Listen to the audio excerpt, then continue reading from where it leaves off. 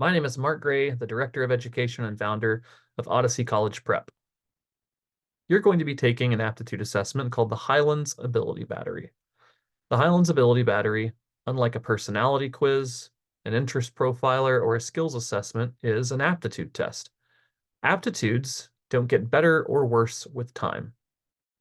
What they do is they predispose us to excel at certain tasks. For example, one aptitude we measure is called design memory. If you have a very high design memory, you'll have an innate ability to remember images.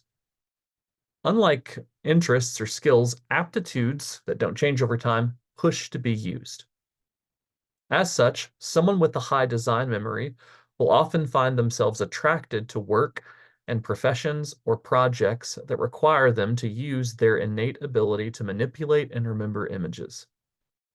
Like design memory, we'll measure other aptitudes. The assessment measures 19 aptitudes in all.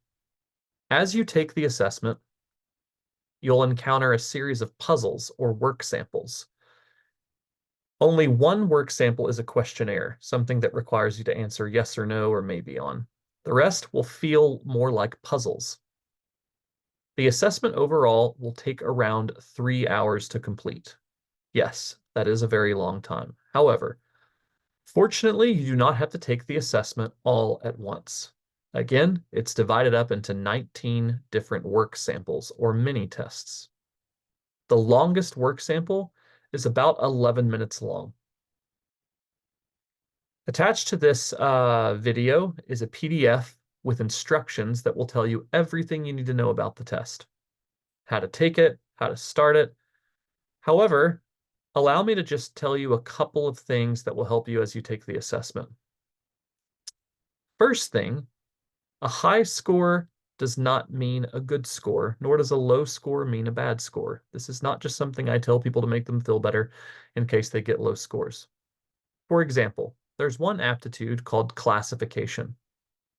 When it's high, students or professionals who score really high on this do very well in situations where quick decision making is needed. So, for example, many prosecuting attorneys, additionally, medical professionals who work in the ER, as well as perhaps a shift manager of a very, very, very busy restaurant, all might use a high classification. And yet, CEOs of companies, radiologists, and therapists, or any role where listening and counseling is important, would actually do better if they scored a lower classification. So again, high does not mean good, low does not mean bad. While this is not an IQ test, please remember this: it's going to feel like an IQ test. In other words, there will be some pressure and intensity as you take it. Every work sample is timed.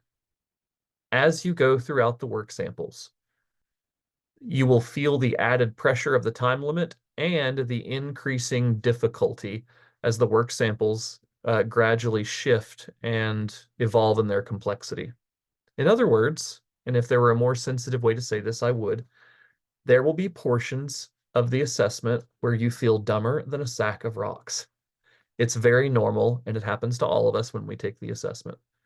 Don't let that discourage you. Just continue on and do your best. Remember, a high score does not mean a good score, and a low score does not mean a bad score.